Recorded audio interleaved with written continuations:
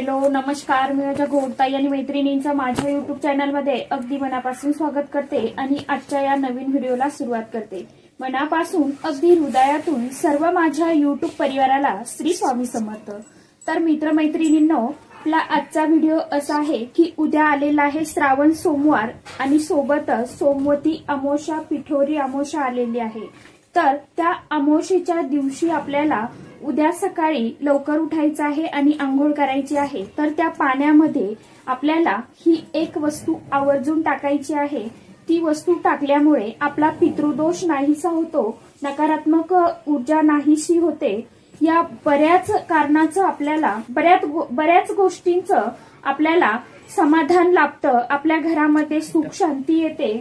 तर त्यासाठी आपल्याला हा उपाय आवर्जून करायचा आहे। तर बघा उपाय कशा पद्धतीने करायचा। तर प्रत्येक महिन्यातील कृष्ण पक्षातील 15व्या तिथीला अमावस्या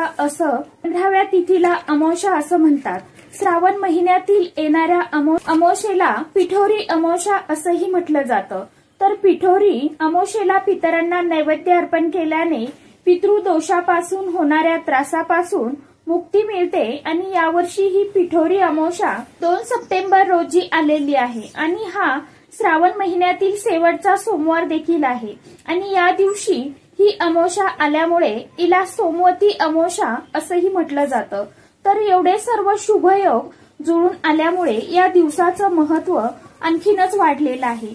तर अमावस्येला पितरांना दान, पूजा, नैवेद्य याला खूप महत्व आहे।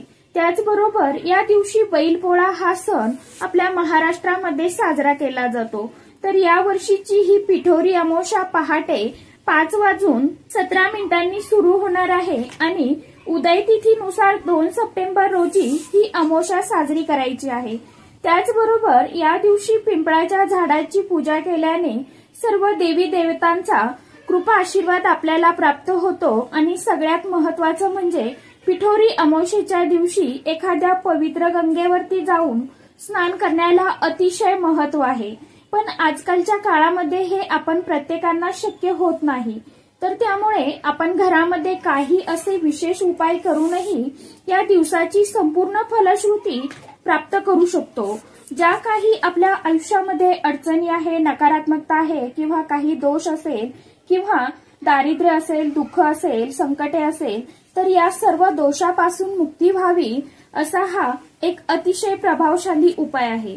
तर उपाय कशा पद्धतीने करायचा आहे त्याविषयीची संपूर्ण माहिती जाणून घेण्यासाठी व्हिडिओ कुठेही स्किप न करता शेवटपर्यंत नक्की बघा।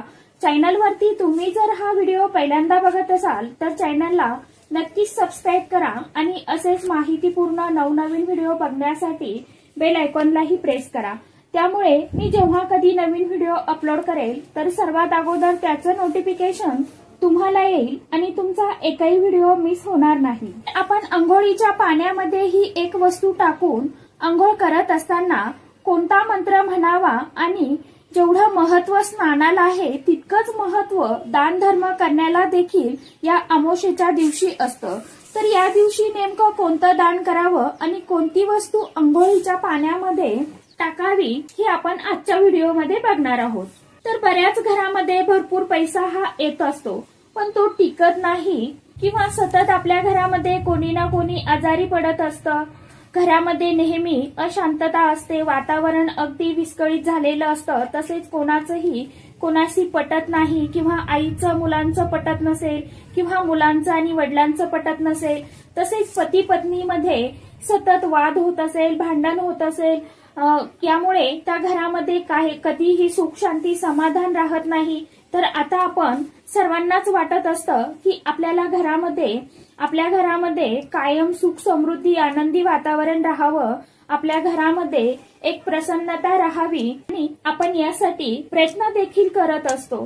पण या ज्या नकारात्मक गोष्टी असतात किंवा वास्तुदोष असेल किंवा त्याचबरोबर पितृदोष असेल, यामुळे सुद्धा आपल्या आयुष्यामध्ये सतत अडचणी, अडथळे, अपयश येत असतं। त्याचबरोबर नवीन एखाद्या कार्याला सुरुवात केली तर त्यामध्ये आपल्या हाताला यश येत नाही आणि आपली प्रगती होत नाही। तसेच लग्नाला अनेक वर्ष होऊनही मुलबाळ होत नाही।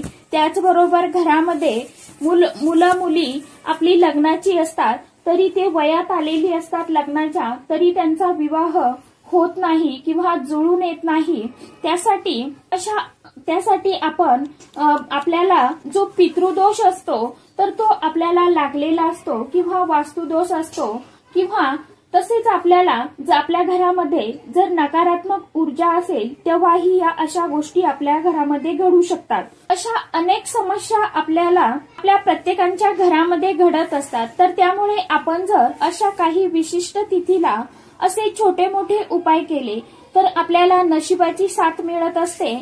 तर त्यामुळे आपल्याला उद्या सकाळी काय करायचं आहे, लवकर उठायचं आहे.